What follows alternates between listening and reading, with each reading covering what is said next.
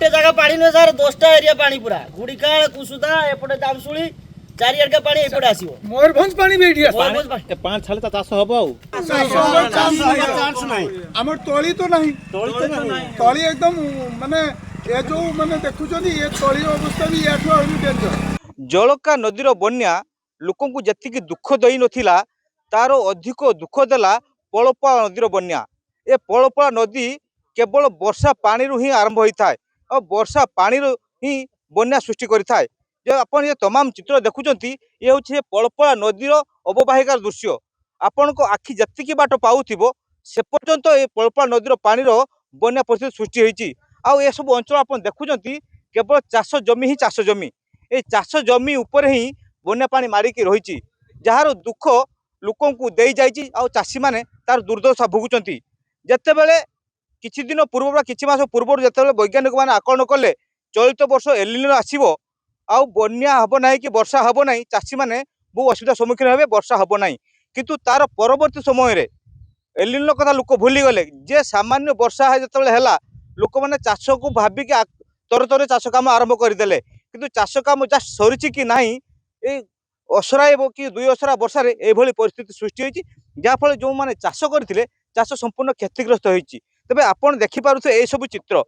किछि दिन तळे एई धान सब रुआ जाइथिला ए संपूर्ण पचिकी नष्ट होई सारिछि एथिरो आउ गजा बाहरिबो नाही कि धान आउ हबो नाही जहार दुख एबे चाषीर मुंडरे पड़िछि किभली भाबरे वर्ष जाकर आहार लोक परिवार मुहरे देबे किभली भाबरे वर्ष जाकर निजर गुजराण मेंटाइबे किभली भाबरे जो ऋण गंडा करथे तार परिशोध करिवे से नेकी से चिंता रहिचंती। तबे आम सहित किछि चाषी अछंती जो माने कि चाष जमी ऊपर छिड़ा होइचंती ए चाष जमी ऊपर देखंतु कोन भली पानी रहिछि कोउठी 2 फुट पानी तो कोउठी 3 फुट पानी जहा को देखि चाषी मुंडरे हाथ दैचंती। आज्ञा हम देखुतिली आपण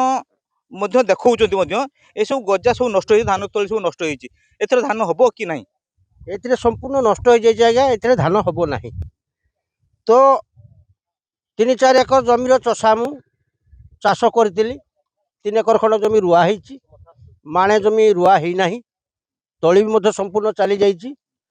सोसाइटी लोन मध्य आनिथिली से पर सेने भी जो गुजरा मेंटिलानी गहना पत्र बंधा देई कि आमे चाष करथिलु वर्तमान संपूर्ण चाष आम नष्ट हो जाइछि प्रशासन को डाकिला पर भी मध्य प्रशासन काम दुख कही बुझिले नाही कि ए पर्यंत आसिले भी नाही आज 8-10 दिन आम घेर पानी घेर भितर अच्छु तेणु देखंतु जेतले किछि दिन पूर्व आकलन कराइतला एलिनो आसीबो ए वर्ष बन्या वर्षा हबो नाही किंतु सामान्य वर्षा जेपर परिस्थिति सृष्टि होईछि आप बन्या को एलिनो को भय करी चाष करथिले ना बन्या को चाष करथिले ना ना ना एलिनो को भय करी चाष करथिलु किंतु बन्या को भय करी आम चाष करनथिलु किंतु परिस्थिति दुख देला वर्तमान बन्या जळका आउ वर्षा तेणु आमर नदीटा जदि निष्कासन संपूर्ण ठीक था तेल जहाँ भी टी आम उपकृत पाई पार नदी निष्कासन भी नहीं आउ बर्तमान जो आम लोन गंडा नहीं आसु प्रशासन तरफ डाकिले आसला ना तो गवर्नमेंट को एति आम आह्वान कर लोन कथा टी बुझंतु लोन कर आम छाड़ मिल कि निश्चित भाव में जो ऋण गंडा करथिले सबुठु बड़ कथा होउची जेतले एलिनो कथा कुहा गला एलिनो चलित वर्ष वर्षा हबो नाही किंतु जितेबाला सामान्य वर्षा है लोक भाविले परवर्ती मुहूर्त वर्षा हम कि नहीं चाष आरंभ करदे एवं जो कहते कि गहना बंधा पकई चाष कर गहना कि मुकुल से चिंता रही। आज्ञा मौसा कौन कहे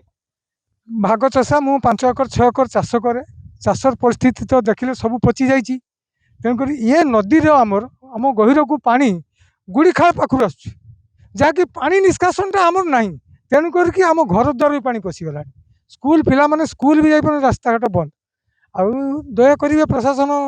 कहीं निष्कासन होनी कौन असुविधा निष्कासन नहीं एठू बाली तल बाली साइड शंखुआ पर्यंत बंद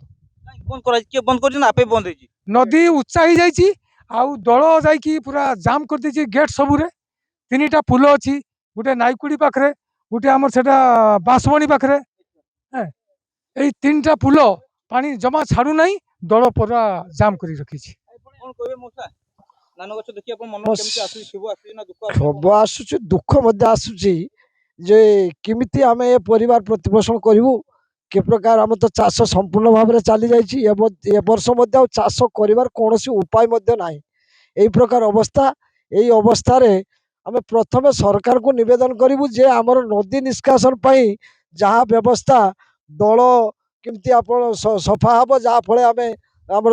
ଜଳଟା ନିଷ୍କାସନ ହେବ। ଏ ପାଇଁ ଆମେ ନିବେଦନ କରୁଛୁ। ଆଉ ନିବେଦନ କରୁଛୁ ଯେ ଚାଷୀମାନେ ଯେଉଁ ଲୁଣ ଗଣ୍ଡା ଭଲ ମନ୍ଦ ଇତ୍ୟାଦି କରିଥିଲେ ସେ ବାବଦରେ ସରକାର ଚିନ୍ତା କରିବେ ଯେ କେମିତି ଲୁଣ ଗଣ୍ଡା ହୁଏତ ଛାଡ଼ବାଡ଼ ହେଲେ ଏ ପ୍ରକାର ଚାଷୀମାନେ ଟିକେ ସେ ଆଶ୍ୱସ୍ତି ପ୍ରକାର ଲାଭ ପାଇବେ। ଏବଂ କେମିତି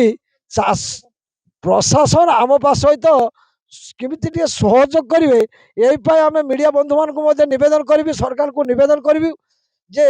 ପ୍ରଶାସନ କେମିତି ଆମକୁ ଟିକେ ସହଯୋଗ କରନ୍ତୁ, ଆମ ପାଖକୁ ଆସନ୍ତୁ, ଆମମାନଙ୍କର ଦୁଃଖ ଦୁର୍ଦ୍ଦଶା ଏ ପ୍ରକାର ଦେଖନ୍ତୁ। ଏବଂ ରାସ୍ତାଘାଟର ଅବସ୍ଥା ମଧ୍ୟ ଶୋଚନୀୟ ଅବସ୍ଥା, ଯାହାଫଳରେ ଆମର ପିଲାପିଲିମାନେ ସ୍କୁଲ ଯାଇପାରୁନାହାନ୍ତି। ଏ କଥା ମଧ୍ୟ ସରକାରଙ୍କର ବିଚାର କରିବାର। କ'ଣ କହିବା, ପୁରା ତ ନଷ୍ଟ ହେଇଯାଇଛି। ଆଉ କ'ଣ କରିବେ, ମାନେ ଦେଖି ତ ଆମକୁ ତ ଦୁଃଖ ଲାଗୁଛି। ଆପଣମାନେ ଆସନ୍ତି, ନିଶ୍ଚିତ ଭାବରେ ତାଙ୍କ ମନରେ ଯେତିକି ଦୁଃଖ ରହିଛି ସେତିକି ମଧ୍ୟ ଭାବନା ରହିଛି ପରବର୍ତ୍ତୀ ମୁହୂର୍ତ୍ତରେ କିଭଳି ଭାବରେ ନିଜର ଋଣ ପରିଶୋଧ କରିବେ, କିଭଳି ଭାବରେ ପିଲା ଛୁଆଙ୍କ ମୁହଁରେ ଆହାର ଦେବେ, ସେ ନେଇ ସେ ଚିନ୍ତା ରହିଛନ୍ତି। ଯେତେବେଳେ କୁହାଗଲା ଏଲିନୋ ଆସିବ, ଏ ବର୍ଷ ବର୍ଷା ହେବ ନାହିଁ, ତେଣୁ ଚାଷୀମାନେ ତରତର ହେଲେ, ତଳି ପକାଇଲେ, ତଳି ମଧ୍ୟ ରୁଇ ଦେଲେ। କିନ୍ତୁ ଏଲିନୋ ତ ଯାହା ଦୁଃଖ